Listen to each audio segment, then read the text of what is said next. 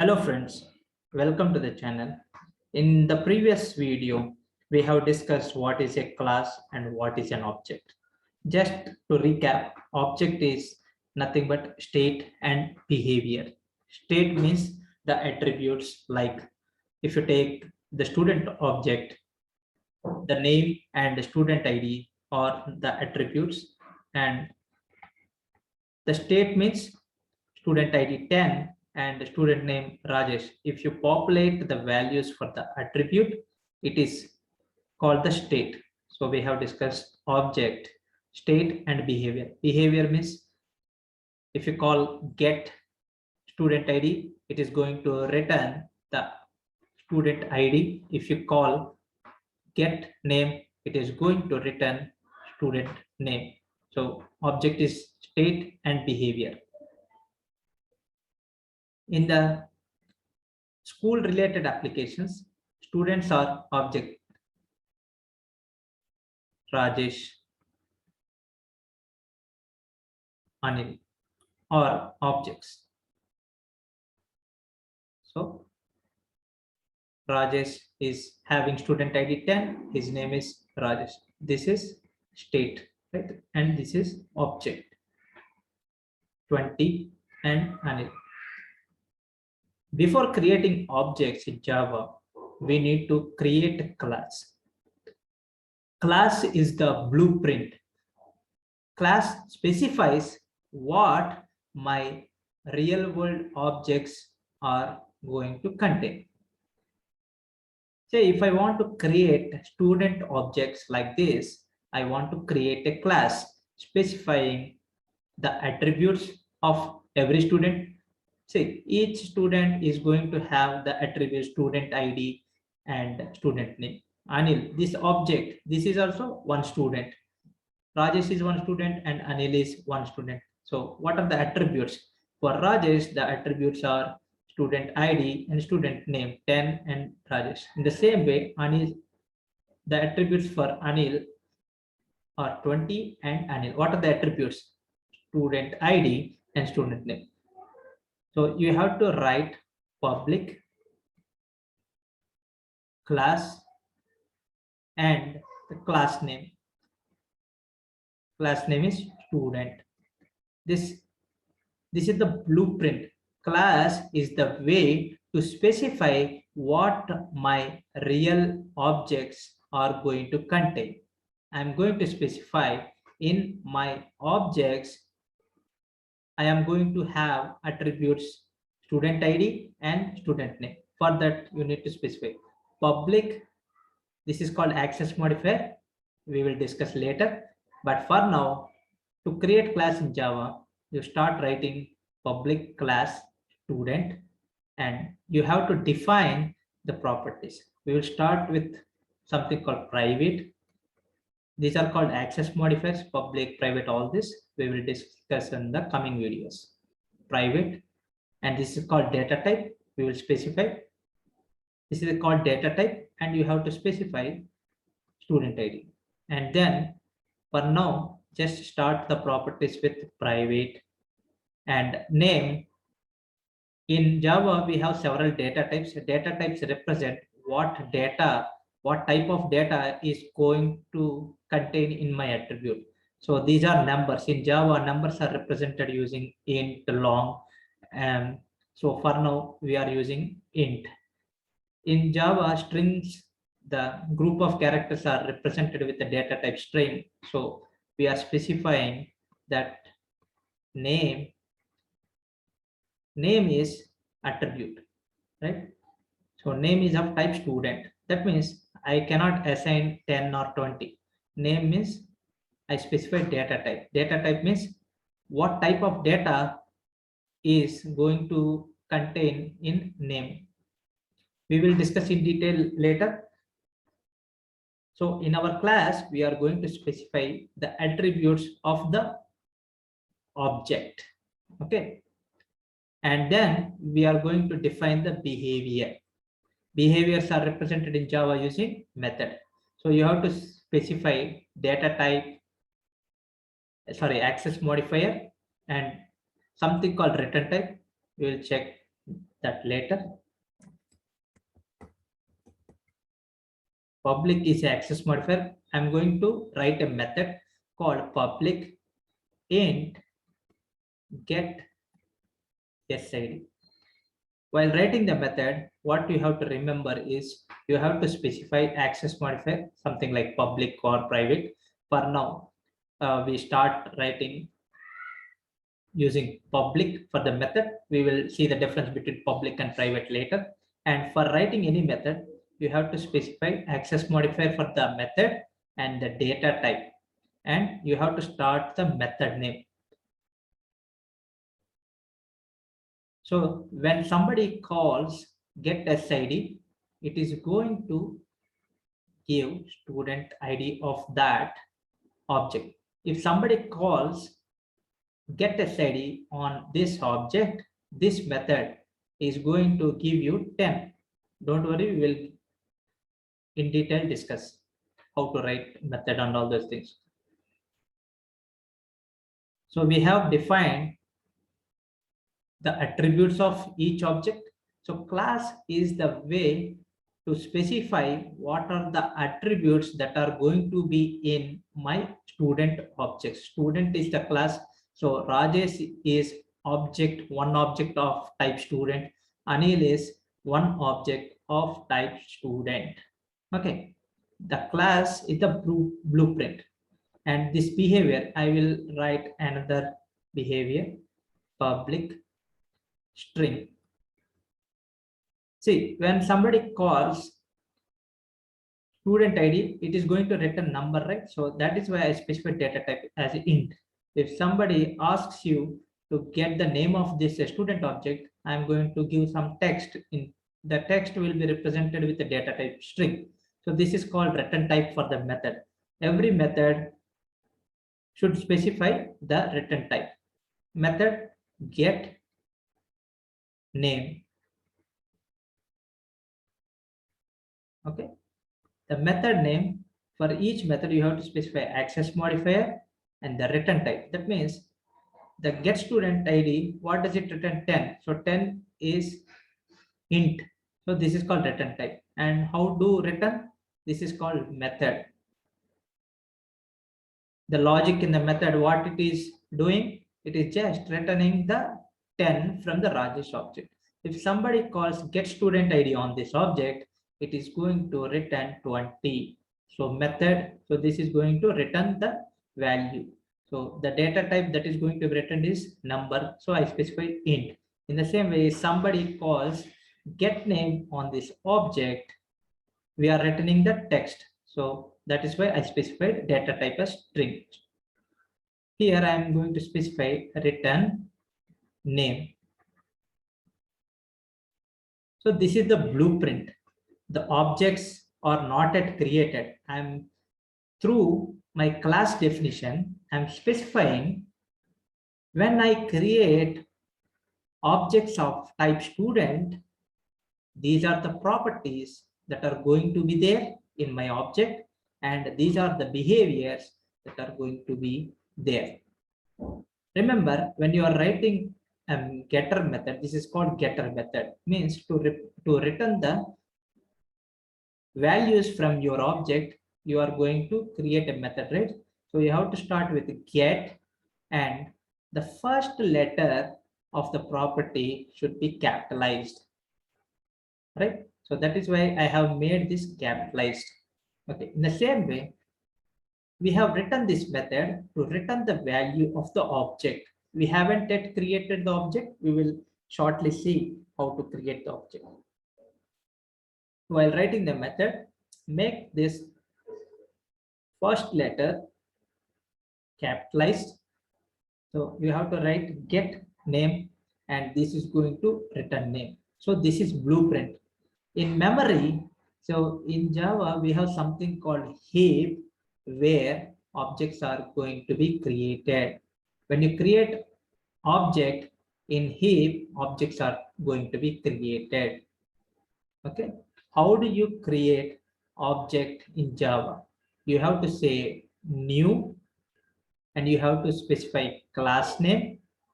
You have to specify if you want to create object in Java, you have to say new student and open parenthesis and close parenthesis. Then in memory, one object is going to be created. First, we will see how to create a class, and then I will show you how to create object.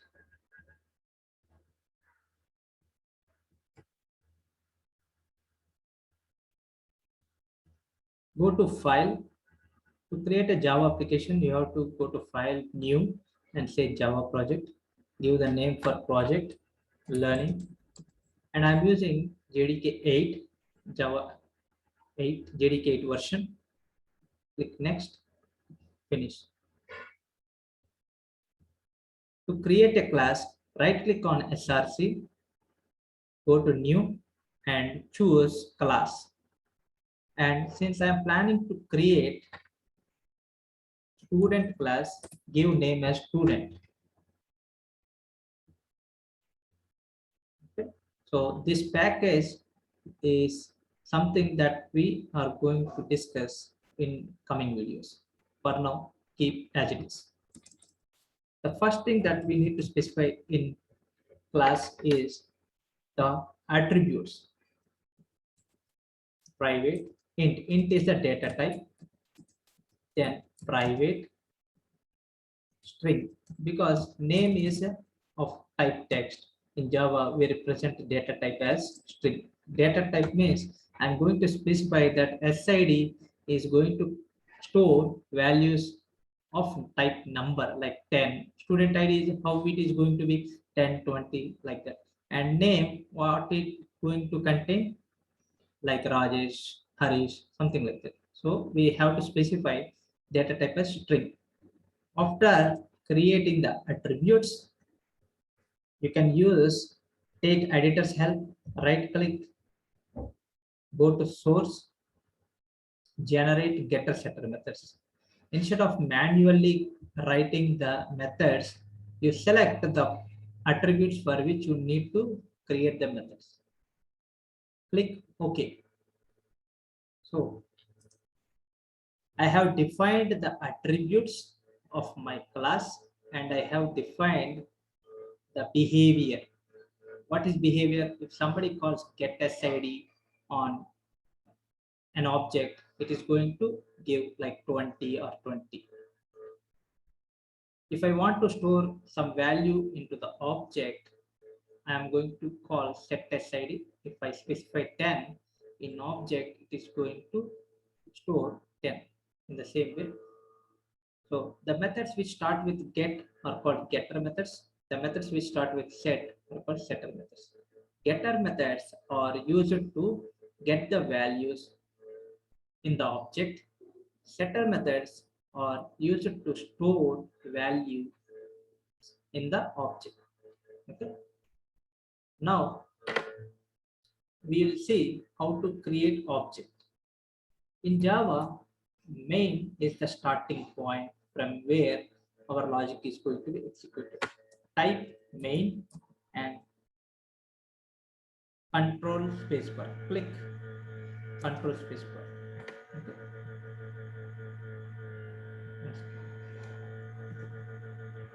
Main and control spacebar, and you will get highlight like this.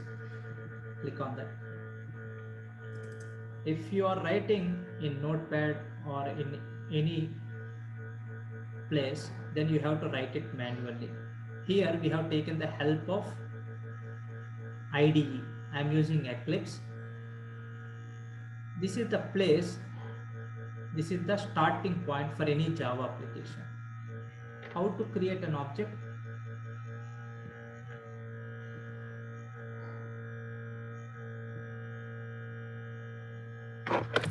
To create object in the Java, you have to say class name and give some variable, reference variable like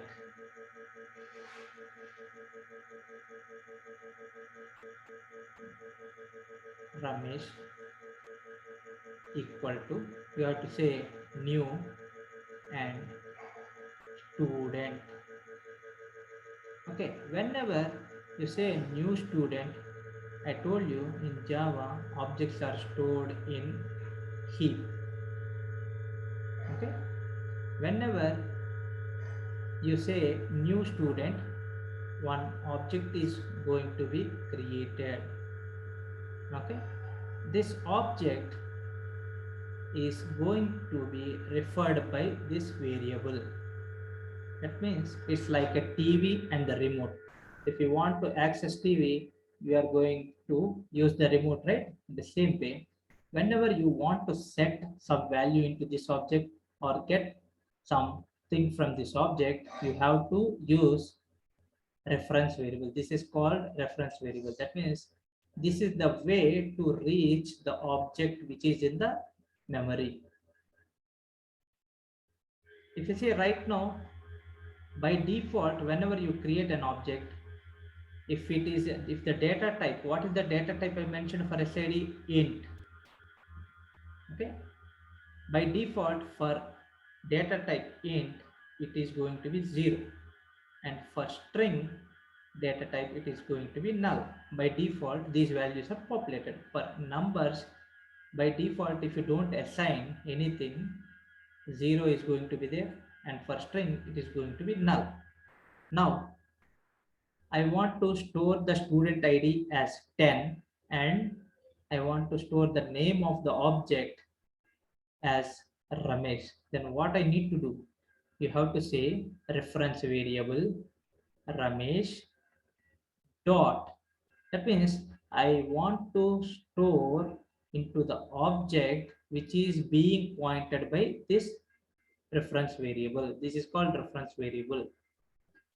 Ramesh dot SID is equal to 10. Now what happens after this line? In my object, 10 is going to be placed. In the same way, if I want to store the name into my object, always you have to use reference variable dot name is equal to Ramesh. Okay, this is the like a remote control for your TV. Whenever you want to access your object, you have to use this reference variable. To set the value, you have to say reference variable dot property of the object. SID is the one property, right? So I have set them to 10. In the same way, I have to set name using reference variable dot name. If I want to get these values in Java, you have to use something called system dot out dot println. Okay, to print the value in the object, always to set or get, you have to use the reference variable. To get the value in the object, you have to say reference variable dot what is the value of the student I want to know, SID. In the same way, you write system dot out dot println again and say Ramesh dot name. This will print the value 10 and the name as Ramesh. So what is the syntax for creating the object? New and a class name, and after that you have to open parenthesis and close parenthesis and put semicolon, and this is the reference variable. Through this you can set the values in the object or get the values. These are the two statements that we have used to set the values. What I'm specifying here, put the value 10 in the object which is pointed by Ramesh. Ramesh is pointing to this object. That means in this object, assign value to property SID.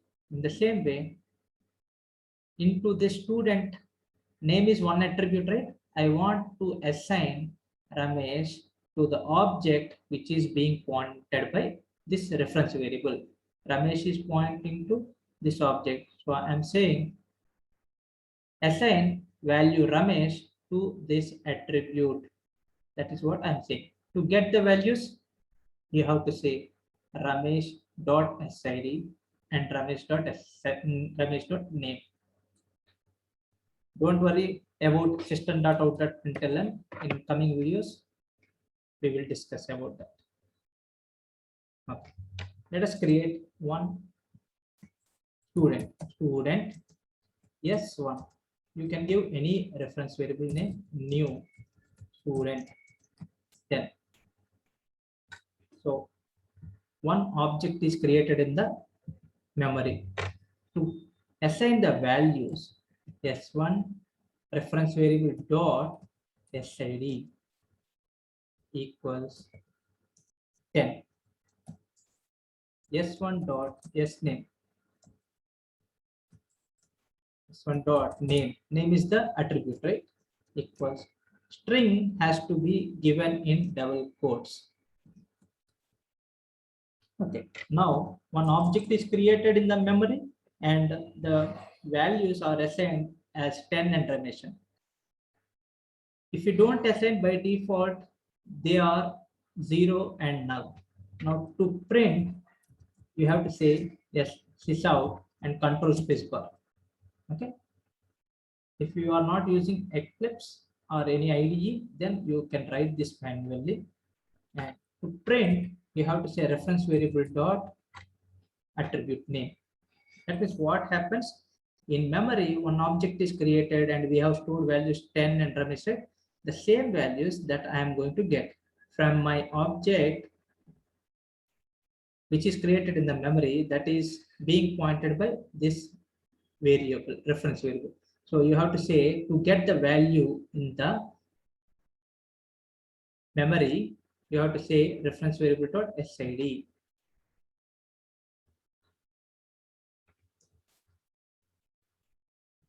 To print SName, what is the attribute? Name, not SName. Okay, to run the application, right click, run as Java application. Okay, see, we have created one object in the memory and then we have assigned the values 10 and Ramesh. Then we are printing the values which are present in the memory. How to get the value? Reference variable dot SID, reference variable dot name. Whenever you say S1 dot SID, what happens? Suppose if you say Ramesh dot SID, then what happens? Ramesh is pointing to this object, right? This object. When you say Ramesh dot SID, this is going to be given. When you say Ramesh dot name, this value is going to be printed. That's what we have done. To set the values, you have to say ramesh.sid equals and give the value which you want to assign. In the same way, to get the value, reference variable.sid. That means after assigning, now your object is having student ID as 10 and name as Ramesh. To get that, you have to use reference variable dot property name of the object. Then 10 will be printed. In the same way here, you are calling Ramesh.name. Ramesh.name means in the memory, what is the name for the object being pointed by Ramesh from this object, it is going to print the name. Say if you have another student 20 and Sunil, and if this is pointing by another reference variable S2, when you say s2.id, it is going to give this value, not this one. Why? Because this s2 is pointing to the object, to this object and not this object. That is why reference variable is very important. Hope you understand this. In the coming videos, we will discuss about public and private and all those things, data types and other important things. Hope you have understood. Thank you so much.